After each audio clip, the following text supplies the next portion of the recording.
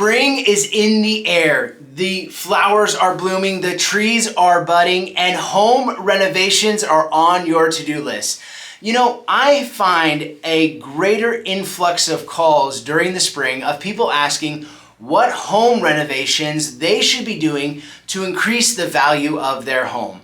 And today's video, I'm going to share the do's and the don'ts of home renovation and pulling back the curtain and really sharing the ones that are super important. And so with this list, I hope you find it incredibly valuable, that saves you thousands of dollars and the heartache that comes with spending your money in the wrong places. But without further ado, let's go ahead and get into the list with the first do. Now the first do, you're gonna be like, wait a minute, Zach, this doesn't quite make sense.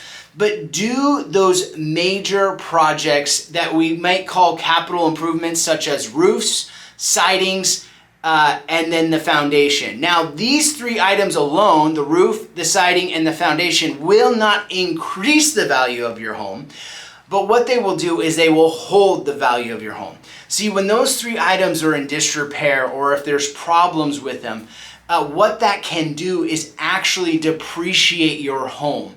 And so if it's time for those major projects, those should be first on the list, because you can add in additional square footage, you can add in all sorts of fixtures, but ultimately you'll still devalue your home by not having those done. So that's why that's the first do.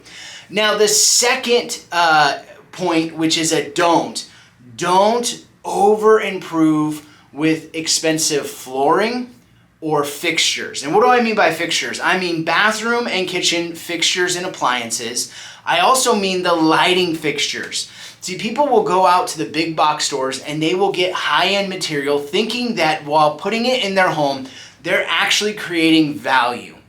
The value that they could get the same or greater on if they decided to sell their home today.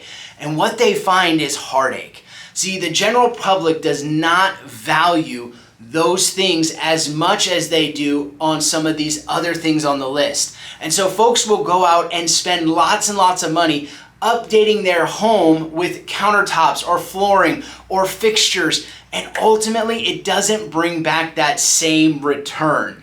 And so you want to save yourself that heartache by staying away from those unless you're planning on enjoying your home, and I will share a little bit more about that in just a little bit. Point number 3 is a do. Do those capital improvements, such as adding square footage or changing a structure of a room to be more usable. Those things actually move the needle forward. So if you're deciding to do an add-on, or in some cases add an accessory dwelling unit somewhere on your property, or a shop, or even RV parking, that can move the needle forward. And so it's very important to understand that those are the types of things that can actually increase the value of the home. Now, point number 4 is a don't. And it's a very important don't, because out of this list, you could actually do this without even paying attention. And that is over improving your home for the neighborhood.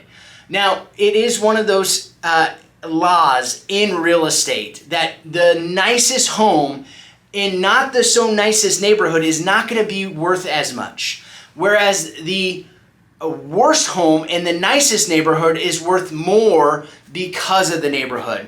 And so you really want to make sure that you're not over improving your house by adding square footage or adding amenities that is not common to that area, because that will not actually add value to your home.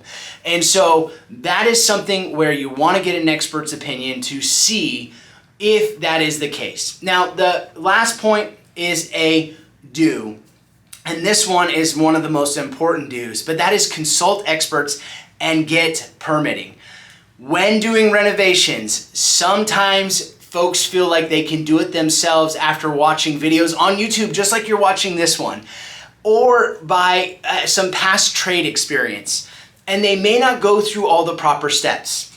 If you decide to sell your home and those proper steps have not been obtained, this is where heartache can pop up. So when going about any type of renovation, make sure that you consult the experts and get the proper permitting.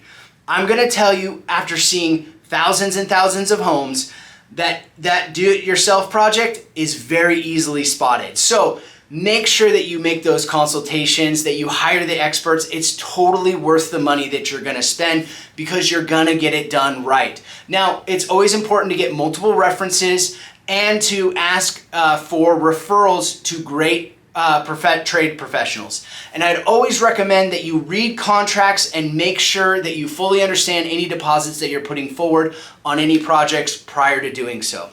But with that, this is the list of the do's and don'ts of revealing how to go about home renovations. Now, I did talk about enjoyment, and I'm going to cover this really quickly.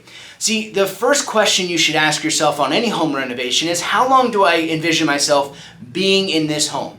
If it's anything less than 5 years, I would consult a real estate expert. I would get someone out to do a market analysis on my home to fully understand, what does this improvement really bring me? If it's more than 5 years, then what I would say is, as long as it's in your budget, go for it. Because that's enjoyment. You get to enjoy that improvement. You get to have a better life in regards to enjoying what you're upgrading, whether it's countertops or fixtures or flooring, and you're gonna have the time to enjoy that. You just have to understand, if your plans do change, some of those features will actually not bring value to your home, and they will just be expenditures. With this, I hope you found this video incredibly helpful. What you can do is go ahead and hit that subscribe button, hit the bell button up above, and so that way you are notified whenever the Positive Change Real Estate team produces videos that can help you save thousands of dollars and that heartache when it comes time to selling. Now, when it comes to reaching out to a professional, I always recommend for real estate that you connect with a licensed professional in your area. They're gonna be the best person to know what kind of value your home can bring, and ultimately create that positive change in your life. I really appreciate you watching, and remember, today is a great day that you can #create positive change. Take care, everyone.